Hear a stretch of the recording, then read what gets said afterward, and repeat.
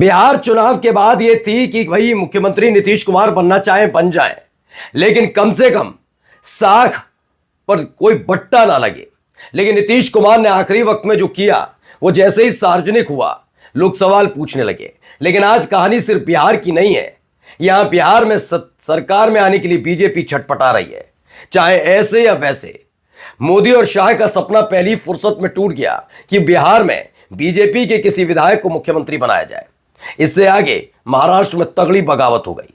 बगावत इस कदर हुई कि एकनाथ शिंदे ने पूरी की पूरी बीजेपी को घुटने के बल बैठने पर मजबूर कर दिया।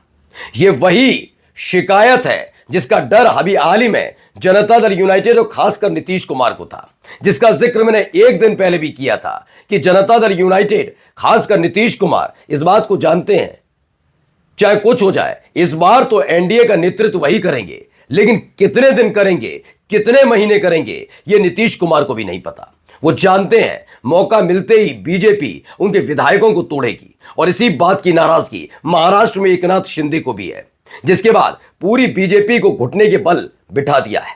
क्या वहां पर तगड़ी बगावत हो रही है? क्यों कह रहा हूं? क्योंकि एकनाथ शिंदे ने इस बार बीजेपी के साथ नहीं बल्कि शरद पवार की एनसीपी के साथ गठबंधन कर लिया। जी हां, आज की बड़ी खबर आपको दिखा रहा हूं। नमस्कार, मैं हूं प्रज्वल गौतम और आप देख रहे हैं टाइम्स एक्सप्रेस। इधर बिहार में बनाने आए थे, सत्ता में आने आए थे कि सरकार बनाएंगे, अपना ही कोई विधायक मुख्यमंत्री बनाएंगे, लेकिन नीतीश कुमार के पूरे खेल में बीजेपी फंसी हुई है। राजभवन जाना, इस्तीफा ना देना, 19 तारीख तक रुकना, बहुत सारी चीजें खेल करना, शपथ ग्रहण से ठीक पहले और विधायक दल की बैठक से पहले इस्तीफा ना देना, बहुत सारी चीजें चल रही हैं।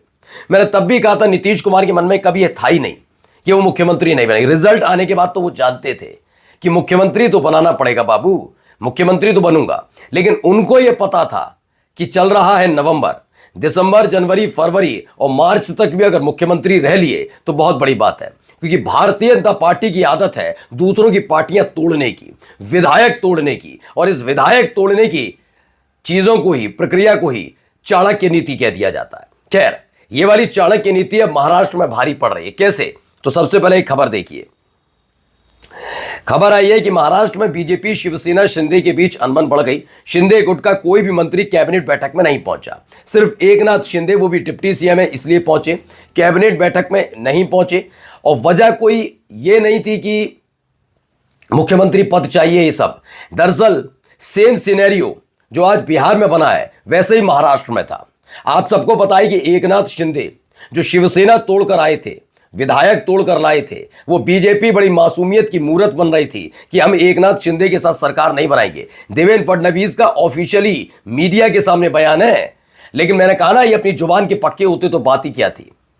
ये जिसको कल तक अलगाववादी कहते थे, जम्मू कश्मीर में जब उसी पीडीपी के साथ सिर्फ सत्ता बना में आने के लिए, सरकार में आने के लिए बन सकते हैं, गठबंधन कर सकते हैं, तो किसी को क्या छोड़ेंगे। खैर, इस देश का गृह मंत्री जब कह दे कि नीतीश कुमार के लिए दरवाजे बंद हैं और मात्र 6 से 7 महीने के भीतर फौरन लपक कर नीतीश के साथ सरकार बना ले, उस आदमी से भरोसा ही किया। खैर, देवेंद्र फडणवीस तब कहते रहे, एकनाथ शिंदे जैसे ही विधायक तोड़ने में कामयाब रहे, वैसे ही बीजेपी ने लपक कर एकनाथ शिंदे को मुख्यमंत्री बनाया और सत्ता में आ गए। चुनाव हुए, चुनाव के बाद बीजेपी बड़ी पार्टी बनी, दूसरे नंबर पर एकनाथ शिंदे की पार्टी और तीसरे नंबर पर अजित पवार की पार्टी रही। लेकिन जैसे बिहार में हालात है वैसे ही वहां पर भी रहे। हुआ ये कि नीतीश कुमार मुख्यमंत्री नहीं बल्कि बीजेपी का कोई नेता मुख्यमंत्री होगा, ये लगातार कवायद की जा रही थी। लेकिन जानते हैं आंकड़े साथ नहीं दे रहे थे। लेकिन महाराष्ट्र में ऐसा नहीं था। पहले महाराष्ट्र के वो आंकड़े आपको दिखा देता हूं कि आखिरकार क्या वजह है कि बीजेपी उस समय एकनाथ शिंदे की मांग को खारिज करने में कामयाब रही। ये देखिए, 132 सीटें बीजेपी ने जीती थी, 57 सीटें एकनाथ शिंदे ने और 41 सीटें अजित पवार की एनसीपी को मिली थी। ये पूरा निकल कर आया। तो चाहिए कितनी? 145 सीटें। ये 145 सीटें बिना एकनाथ शिंदे के भी कामयाब थी।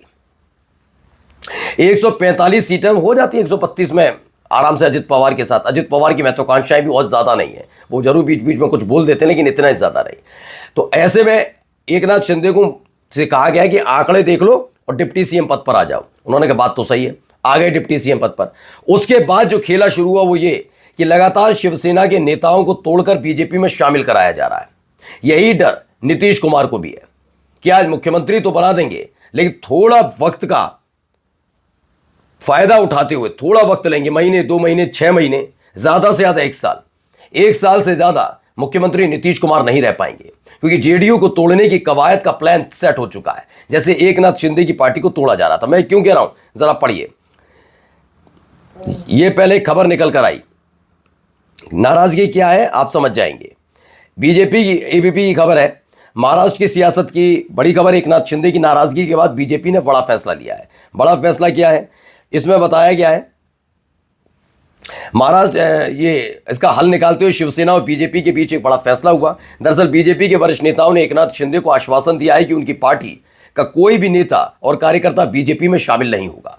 यानी लगातार बीजेपी तोड़ने का काम कर रही थी एकनाथ शिंदे गुट को, आप समझ सकते हैं। एकनाथ शिंदे की शिवसेना को खत्म करने पर आतुर है बीजेपी, और ये खुद एकनाथ शिंदे की शिवसेना की चिंता का विषय है, इसलिए वो कैबिनेट में नहीं पहुंचे। अब आप कहेंगे जब आंकड़ा इनके पास भरपूर है तो एकनाथ शिंदे के सामने ये घुटने के बल क्यों बैठ गए, तो उसकी कहानी एक और खबर में दिखती है। दरअसल ऐसा नहीं है कि एक बार चुनाव हो गया तो 50, 60, 70, 80 साल तक चुनाव नहीं होगा, फिर तो दोबारा चुनाव होगा। एकनाथ शिंदे ने इस बार सेटबैक दे दिया है।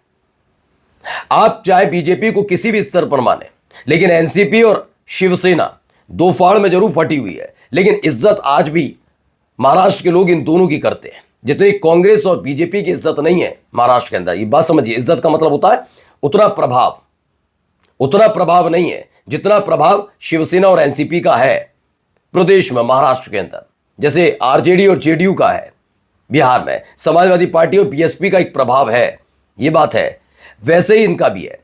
अब कर क्या दिया एकनाथ शिंदे ने, देखिए यह खबर निकल कर आई है, एकनाथ शिंदे की शिवसेना ने दिया झटका, शरद पवार की एनसीपी से गठबंधन कर लिया। महाराष्ट्र के इस नगर परिषद चुनाव में बड़ा उलटफेर, यह दे दिया गया संदेश कि भाई हम तो साथ जा रहे हैं, हमारी तो आपको वैसे भी जरूरत नहीं, आप हमारी पार्टी तोड़ने में तुले हुए हो, पार्टी बनाने का रिस्क तो मैंने ले ही लिया है, लेकिन रिस्क लेने के बाद अब दोबारा तो जा नहीं सकते शिवसेना के साथ, तो आखिरकार क्या करना है, एनसीपी शरद पवार के जरिए फिर से उसी जगह जा रहे हैं जहां से वो आए थे। यह बीजेपी के लिए खतरे की घंटी साबित हो रही है।